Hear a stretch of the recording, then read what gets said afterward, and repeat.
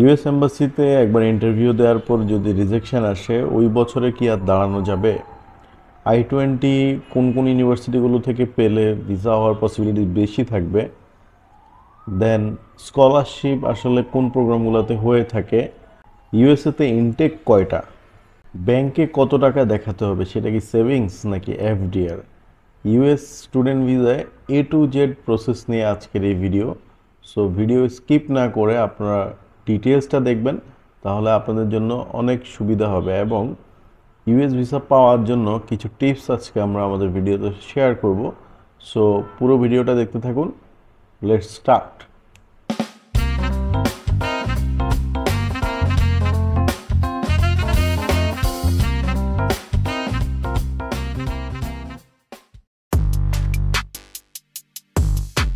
প্রথমেই আসি, ইউএস এম্বাসিতে যদি আমরা এই বছরে একবার দাঁড়াই এবং সেটা যদি রিফিউজাল আসে, তাহলে কি আমরা আরেকবার দাঁড়াতে পারবো কিনা? দেখুন, আগে একটা সার্ভিস ফি পে করে অনেকবার দাঁড়ানো যেত, বাট এখন যে নিয়ম, আপনার যখন ভিসা স্ট্যাটাস ইরেগুলার হয়ে যাবে তখন আপনি আর পারছেন না, অ্যাপয়েন্টমেন্ট নিতে পারবেন না। তো সেক্ষেত্রে কি আপনাকে একবার দাঁড়াতে হবে, মানে এবারেই ভিসা সিকিউর করা লাগবে, অথবা এক বছর পরে দাঁড়াতে পারবেন। আশা করি বুঝতে পেরেছেন। ইউএসএতে কয়টা ইনটেক আছে? এখন কোন ইনটেকে অ্যাপ্লাই করা যাবে? ইউএসএতে নর্মালি জানুয়ারি আর সেপ্টেম্বর এই দুটেই হচ্ছে সেশন। লাইক এগুলোকে বলা হয়, জানুয়ারিকে স্প্রিং বলা হয়, দেন ফল বলা হয় সেপ্টেম্বরকে। কিন্তু মাঝখানে মে একটা ইনটেক আছে যেটা কিনা সামার। এটা খুবই অল্প ইউনিভার্সিটি এবং অল্প সংখ্যক কোর্সেস ওরা অফার করে। এটা একটু চেক করে দেখলে ভালো হবে যে আসলে কোন কোন ইউনিভার্সিটিগুলো, বাট আপনাদের সুবিধার জন্য আমরা ওয়েবসাইটের মধ্যে অবশ্যই দিয়ে দিব, বা আপনাদের সুবিধার জন্য আমরা আমাদের ডিসক্রিপশন বক্সে দিয়ে দিব যে আসলে মেইন টেকের জন্য কোন কোন ইউনিভার্সিটিগুলো আছে, আপনারা চেক করে নেন। স্কলারশিপ পাওয়ার উপায় কি? এটা হচ্ছে একটি বড় কোশ্চেন। ইউএসএ যারা পড়তে যেতে চায়, ইউএসএ তো প্রচুর ফান্ড আছে, আমরা সবাই জানি। এখন এটা ফান্ডিংটা আসলে কিভাবে ম্যানেজ করব? দেখুন, কোর্স ওয়ার্কে আপনার আউটস্ট্যান্ডিং রেজাল্ট দেখে ইউনিভার্সিটি থেকে একটা ডিসিশন হয় যে মাস্টার্স কোর্স ওয়ার্কে কতটুকু স্কলারশিপ পাবে। এটা কোনো বাধ্যগত নিয়ম নেই। আর রিসার্চ বেসডের ক্ষেত্রে প্রফেসর ম্যানেজ হলে দেন হচ্ছে সেখানে ফান্ডিং হওয়া খুবই সহজ। So masters in course work, এটা হচ্ছে খুব সহজে ফান্ডিংগুলো ম্যানেজ করা যায়, যেটা হচ্ছে কোর্স ওয়ার্কের থেকেও। সো ইউনিভার্সিটিটা ভ্যারি করবে। কিছু কিছু ইউনিভার্সিটি কী করে যে রেজাল্ট অ্যাটলিস্ট 3.2 থাকলে ব্যাচেলরে দেখা যায় 70 থেকে 80% মতো স্কলারশিপ দিয়ে থাকে। এখন জিআরই যদি থাকে এবং সেটা যদি 320 মতো থাকে, সেক্ষেত্রে 100% পেয়ে যাওয়ার পসিবিলিটি থাকবে। মাস্টার্সের কথা বললাম। ব্যাচেলরে কি? ব্যাচেলরের জন্য প্রচুর ফান্ডিং থাকে। সেটা আপনাদেরকে অবশ্যই একটা ফ্রেমওয়ার্কের মধ্যে দিয়ে যেতে হবে, যেটা হচ্ছে কমন অ্যাপ। ব্যাচেলর স্টুডেন্টরা কমন অ্যাপের মাধ্যমে অ্যাপ্লিকেশন করবে। তাতে করে কি হবে, স্কলারশিপগুলো বড় বড় লেভেলের হবে। দেখা যাবে টিউশন ফি আছে $25,000 $30,000, তখন হয়তো নেমে আসবে এটা $8,000 থেকে $10,000 মধ্যে। আশা করি বুঝতে পেরেছেন। I-20 পেতে হলে কি কি ডকুমেন্টস লাগবে? এটি খুবই কমন একটি কোশ্চেন। I-20 পেতে হলে একটা এক্সট্রা ডকুমেন্ট লাগে, সেটা হচ্ছে I-20 রিকোয়েস্ট ফর্ম এবং হচ্ছে ব্যাংকস যে ডকুমেন্ট, লাইক ব্যাংক সার্টিফিকেট এবং ব্যাংক স্টেটমেন্ট। এগুলো হলে I-20 দিয়ে দিবে অফার আসার পরে। ব্যাংকে কত টাকা দেখাবো? ব্যাংকে আপনি যত টাকাই দেখান, এটার অ্যামাউন্ট 1 বছরের টিউশন ফি, 1 বছরের লিভিং কস্ট, এই দুইটা টাকার একটি সমন্বিত রূপ। এখন সেটা হতে পারে 30,000 টাকা, সরি $30,000, দ্যাট মিনস 32 লাখ টাকা হতে পারে, 40 লাখ টাকা হতে পারে। তবে একটা সেফ সাইডে থাকার জন্য অ্যাটলিস্ট 45 লাখ টাকার মতো রাখতে হবে, উপরে যত রাখা যায়। সিঙ্গেল একজনের জন্য, দুজন হলে 60 লাখ, তিনজন হলে তখন আরও বাড়বে। লিভিং কস্টগুলো অ্যাড করা লাগবে তখন। তাহলে কি দাঁড়াচ্ছে, এবং এই অ্যাকাউন্টটা এফডিআর হোক সেভিংস হোক নো প্রবলেম। মূলত এই অ্যাকাউন্টটা লাগে হচ্ছে I-20 পাওয়ার জন্য।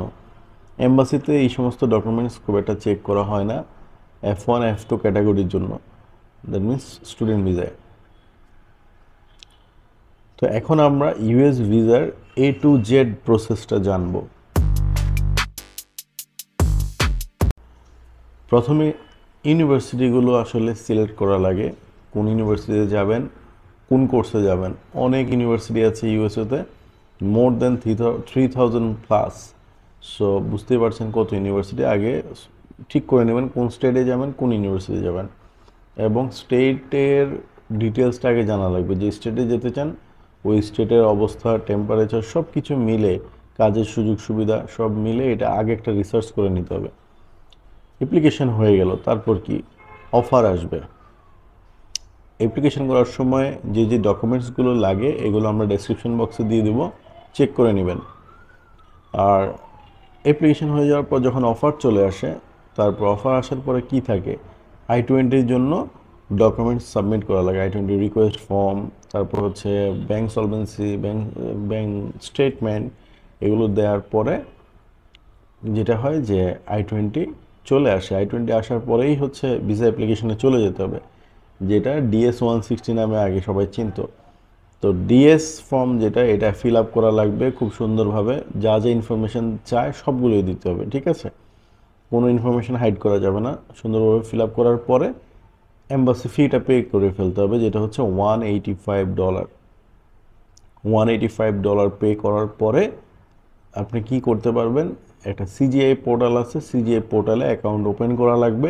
অ্যাকাউন্ট ওপেন করার পরে সেখানে থেকেই হচ্ছে এম্বাসি অ্যাপয়েন্টমেন্টগুলো নেওয়া যাবে। এখন এম্বাসি অ্যাপয়েন্টমেন্ট অ্যাভেলেবেল থাকে না, সেটার জন্য অনেকবার আপনাকে ট্রাই করা লাগবে। তবে আমাদের সাথে বিভিন্ন স্টুডেন্ট আছে যারা কিনা সামহাও ম্যানেজ করতে পারে থার্ড পার্টি বা কিছুর মাধ্যমে, ওইটা আপনার চাইলে যোগাযোগ করে দেখতে পারেন। দেন আসুন এর পরবর্তীতে যাই। এম্বাসি অ্যাপয়েন্টমেন্ট হয়ে যাওয়ার পরে যেটা করা লাগবে, আপনাকে সার্ভিস ফি পে করা ফেলা লাগবে। সার্ভিস ফি কত? $350। এটা আপনি কার্ড দিয়ে পে করে দিতে পারেন। এখন $350 পেমেন্ট কিন্তু নর্মাল কোনো কার্ড দিয়ে হবে না। বাংলাদেশ ব্যাংক থেকে যেটা ইনস্ট্রাকশন দেওয়া আছে $300 পর্যন্ত আপনি পে করতে পারেন। এরপরে যেন কি করা লাগবে, একটা স্পেশাল রিকোয়েস্ট করা লাগবে। আপনি যে ব্যাংকে অ্যাকাউন্ট আছে ওই ব্যাংকে করলে ওনারা অনেক সময় করে দিবে, তারপর আপনি সেখানে ডলারটা আর কি নিয়ে করে ফেলতে পারবেন $350। তারপর কি হবে, তারপর এম্বাসিতে যাবেন, যেদিন ডেট পড়বে ওই দিন যাবেন। তার আগে একটা টোটাল প্রিপারেশন ভালোভাবে নিয়ে যাবেন, যেন আপনার কি হয় যে ইন্টারভিউটা ভালো হয়। ইন্টারভিউ যেদিন দিবেন ওই দিনই ডিসিশন। আপনার পাসপোর্টটা রেখে দিলে তার মানে হচ্ছে ভিসা হয়ে গেল, আর যদি দিয়ে দেয় তার মানে হচ্ছে এবার আপনি পেলেন না। ওকে, তো আমরা ভিডিওর প্রথমেই বলেছিলাম আমরা কিছু টিপস শেয়ার করব ভিসা পেতে যদি হেল্প হয় এটা। তো প্রথমত আমরা যেটা বলবো যে ইউনিভার্সিটি সিলেকশনের ক্ষেত্রে খুবই কেয়ারফুলি এটা করা লাগবে, বিকজ এটার উপর অনেক কিছু ডিপেন্ড করবে।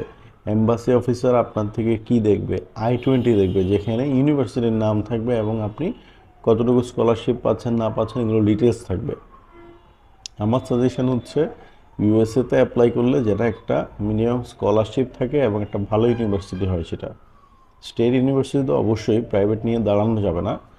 দেন আপনার যেই এম্বাসি অফিসারের সাথে, ভিসা অফিসারের সাথে কথোপকথন বা কনভারসেশন, এটা যেন খুব স্মুথলি হয়।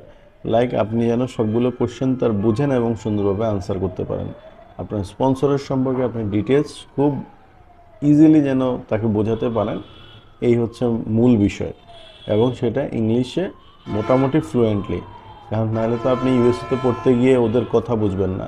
অন্তত অতটুকু ইংলিশ আপনাকে ভালোভাবে বলতে হবে। একটা সময় ছিল যখন অ্যাভারেজ মানুষজনকে ভিসা দিয়ে দিত, এটা এখন আর নাই। এখন ওরা এই জিনিসগুলো ভালোভাবে চেক করে, আপনার ফ্লুয়েন্সি, আপনার স্পন্সর এবং কোন ইউনিভার্সিটি থেকে আপনার I-20 আসলে, এই তিনটা জিনিসের কম্বিনেশন মিলে একটা ভিসা হয়।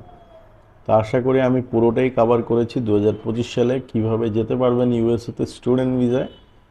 এবং কি কি করা লাগবে, মোটামুটি এই ছিল আমাদের আজকের ভিডিওর ডিটেলস। এরপর যদি কোনো কোশ্চেন থাকে আমাকে কমেন্টে জানান, আমি চেষ্টা করব কমেন্টে সেগুলো রিপ্লাই করে দেওয়ার জন্য, বিকজ আমি কমেন্টে রিপ্লাই করি। আর ডিসক্রিপশন বক্সে কিছু জিনিস দিয়ে দেবো, এগুলো একটু চেক করে নেবেন। সবাই ভালো থাকবেন। আসসালামু আলাইকুম।